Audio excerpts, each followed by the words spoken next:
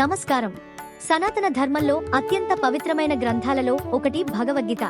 మహాభారత యుద్ధభూమిలో శ్రీకృష్ణుడు అర్జునునికి ఇచ్చిన ఈ అమూల్యమైన ఉపదేశాలు మానవ జీవితానికి మార్గదర్శకంగా నిలిచాయి. ఇప్పుడు మనం భగవద్గీత మొదటి అధ్యాయం నుండి మొదటి 10 శ్లోకాల అర్థాన్ని సులభంగా తెలుసుకుందాం. ధృతరాష్ట్రుడు సంజయుడిని అడుగుతాడు, ధర్మక్షేత్రం అయిన కురుక్షేత్రంలో యుద్ధానికి సిద్ధంగా నిలిచిన నా కుమారులు మరియు పాండవులు ఏమి చేస్తున్నారు? దుర్యోధనుడు పాండవుల సైన్యాన్ని చూసి తన గురువు ద్రోణాచార్యుని దగ్గరకు వెళ్తాడు.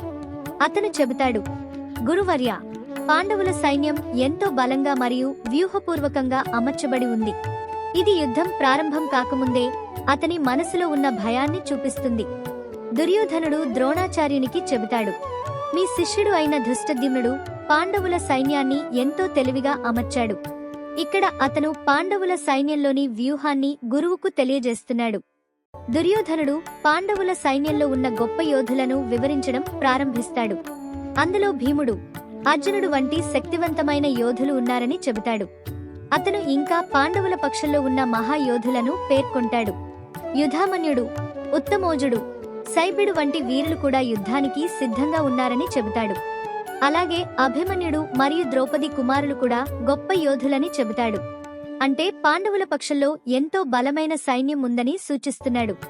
దుర్యోధనుడు ఇప్పుడు తన సైన్యంలో ఉన్న ముఖ్యమైన యోధులను కూడా గుర్తు చేస్తాడు. మన సైన్యంలో ఉన్న ప్రముఖ వీరుల గురించి కూడా వినండి గురువర్య అని చెబుతాడు.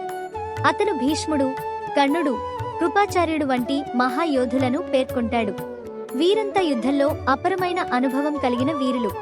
దుర్యోధనుడు చెబుతాడు, మన కోసం ప్రాణాలకైనా తెగించి యుద్ధం చేయడానికి సిద్ధంగా ఉన్న అనేక మంది యోధులు మన వద్ద ఉన్నారు. వారంతా వివిధ ఆయుధాలలో నిపుణులు. చివరిగా దుర్యోధనుడు తన సైన్యం గురించి చెప్పుతూ ఇలా అంటాడు, మన సైన్యం అపరమైనది మరియు భీష్ముడు దాన్ని రక్షిస్తున్నాడు. కానీ పాండవుల సైన్యం భీముడు రక్షిస్తున్నది.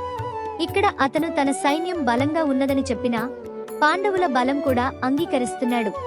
ఇలా భగవద్గీత మొదటి 10 శ్లోకాలలో కురుక్షేత్ర యుద్ధానికి ముందు జరిగిన పరిస్థితిని మనకు తెలియజేస్తాయి. ఇవి కేవలం యుద్ధ కథ మాత్రమే కాదు, మన జీవితంలో వచ్చే సందిగ్ధ పరిస్థితుల్లో ధర్మం మరియు కర్తవ్యాన్ని గుర్తుచేసే గొప్ప ఉపదేశానికి ఇది ప్రారంభం. భగవద్గీతలోని మరిన్ని శ్లోకాల అర్థాలను తెలుసుకోవాలంటే ఈ వీడియోను లైక్ చేసి మా ఛానల్ను సబ్స్క్రైబ్ చేయండి. ధన్యవాదాలు.